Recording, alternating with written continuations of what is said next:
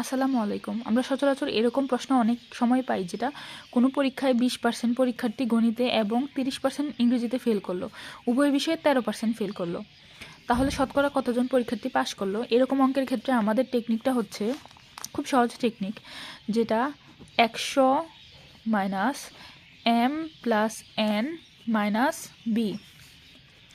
100টা দিব হচ্ছে শতকরার পরিমাণটা বের করার জন্য, মাইনাস এমটা দিব হচ্ছে প্রথম যে পার্সেন্ট 20, প্লাস এন দিব পরের পার্সেন্ট 30%, আর বিটা হচ্ছে বোথ মানে উভয় বিষয়ে যে ফেল করছে বা পাস করছে সেটার পরিমাণ, সেটা 13%।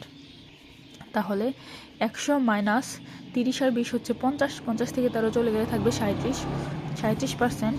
তাহলে থাকে হচ্ছে 37 থেকে 100 চলে গেলে থাকবে 63%। তো এটাই হচ্ছে আমাদের উত্তর, এইখানে হবে এটা। থ্যাংক ইউ সবাইকে। আমরা এই টেকনিকের এই অঙ্কগুলো, এই একটা টেকনিক দিয়ে 100 minus m plus n minus b দিয়ে আমরা সবগুলো অঙ্ক করতে পারবো।